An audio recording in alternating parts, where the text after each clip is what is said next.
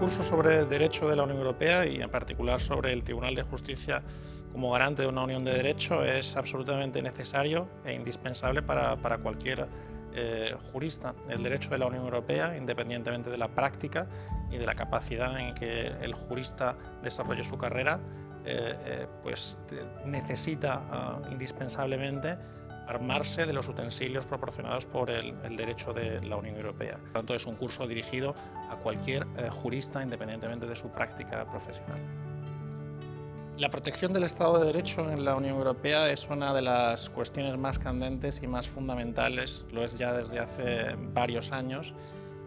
por las razones siguientes, y es en particular debido a que desde hace algún tiempo algunos Estados miembros de la Unión Europea han entrado en una triste y lamentable deriva autocrática, en todo caso, que entra en colisión con los valores y principios fundamentales del Estado de Derecho. Y hemos constatado, tristemente, que los mecanismos tradicionales para hacer frente a posibles derivas establecidos en los tratados, en particular el artículo 7, la posibilidad de sancionar a un Estado miembro que incumple esos principios y valores mediante la retirada de sus derechos en el Consejo, derechos de voto, pues son insuficientes. Del mismo modo, también se ha constatado que los procedimientos de infracción introducidos por la Comisión Europea contra algunos Estados miembros también son insuficientes, cuando existe verdaderamente una voluntad de no adecuarse a esos estándares europeos. Y entonces la Unión Europea ha debido dotarse de algunos instrumentos creativos, novedosos, algunos de soft law, otros de naturaleza más bien económica, y ese es el reglamento de condicionalidad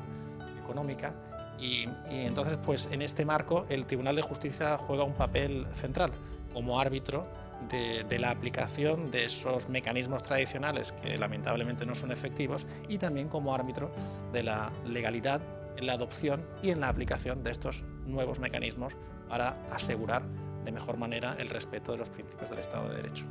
Lamentablemente, si un Estado está dispuesto a pagar el precio de su incumplimiento, pues no hay mucho más que hacer, porque la Unión Europea no dispone de una policía y de un ejército y entonces no tiene poder coercitivo. Sin embargo, añadiría también que otro instrumento mediante el cual el Tribunal de Justicia contribuye a asegurar los principios del Estado de Derecho es con el diálogo prejudicial entre los jueces nacionales y el Tribunal de Justicia. El Tribunal de Justicia ayuda al juez nacional, y así lo desea, a interpretar sus obligaciones en el marco del derecho de la Unión y eventualmente, con la condición de que ese juez nacional esté dispuesto a jugar de manera real el juego de la pertenencia a la Unión Europea, pues eventualmente ese juez nacional podrá contribuir a garantizar el respeto del Estado de Derecho, incluso en un Estado cuyas autoridades prefieren entrar en colisión con esos valores. En particular, en el caso de Rusia, la Unión Europea ha adoptado 11 paquetes de sanciones de naturaleza diversa que persiguen aumentar la presión para que Rusia cambie su comportamiento. Los principales destinatarios de esas medidas restrictivas que he denominado de manera informal sanciones internacionales son o bien personas muy cercanas al régimen de Putin, oligarcas o familiares, hijos, esposas, padres, madres, abuelas, que a veces actúan como testaferros, y en este caso la Unión Europea puede congelar los fondos, los bienes de que disponen, cuentas corrientes, empresas, yates, aviones, propiedades en la Unión Europea. Y luego también los destinatarios de estas medidas restrictivas son empresas de determinados sectores estratégicos también que se ven afectados por esas sanciones. Por ejemplo, empresas del sector de los hidrocarburos, empresas de gas, empresas petrolíferas, empresas relacionadas con energías nucleares, etcétera, etcétera. Esas personas, como digo, insisto, tienen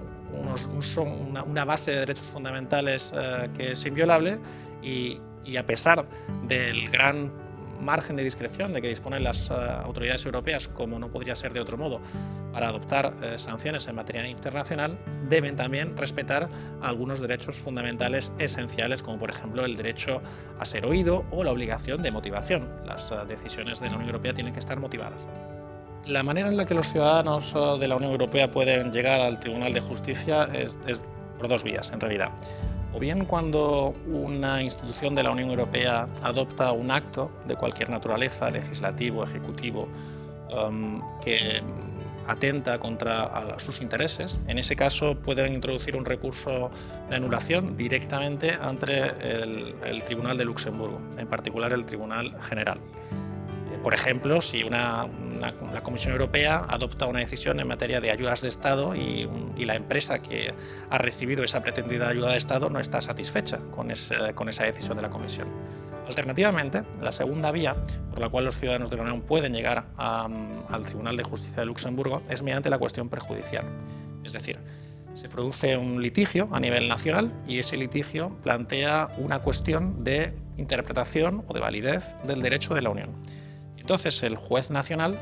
plantea una cuestión prejudicial, se dirige al juez de la Unión pidiéndole auxilio para interpretar el derecho de la Unión y poder resolver el litigio a nivel nacional. Y es este mecanismo, el mecanismo del reenvío prejudicial, que es la joya de la corona procesal del derecho de la Unión y que permite un diálogo entre jueces muy fluido entre el juez nacional y el juez de la Unión Europea, y que hace que en realidad en la práctica el juez nacional sea el primer garante del respeto del derecho de la Unión, una vez que el Tribunal de Justicia le ha clarificado cuál es esa interpretación del derecho de la Unión. El Tribunal de Justicia se ha visto abocado a pronunciarse de diversas maneras en relación con la saga jurídico-política independentista catalana. Y lo ha hecho de nuevo de dos maneras, tanto por vía del recurso de anulación como por vía de la cuestión prejudicial. En particular, aunque esta saga es bastante compleja desde un punto de vista jurídico, tiene esencialmente tres piezas principales. La primera es una sentencia prejudicial en la cual el Tribunal de Justicia explica cuándo se adquiere la condición de eurodiputado. Es una sentencia prejudicial relacionada con el señor Junqueras, que cuando adquirió la condición de diputado estaba imputado y en prisión provisional. Y el Tribunal de Justicia clarificó que la condición de diputado se adquiere desde el momento de la elección por parte del pueblo, sin necesidad de requisitos adicionales. El segundo pilar de esta saga es otra cuestión prejudicial, pero relacionada en este caso con la orden de detención y entrega de algunos políticos catalanes que se encontraban en otros países de la Unión Europea y en particular en Bélgica. Las autoridades belgas habían rechazado ejecutar esa orden de detención y entrega con distintos motivos, y el Tribunal de Justicia ha explicado una sentencia reciente en el asunto Puig-Gordí, pero que afecta también a otros políticos catalanes en situación similar, como Puigdemont y otros, clarifica que en base al principio de reconocimiento mutuo, de confianza mutua, en principio las autoridades belgas tienen la obligación de reconocer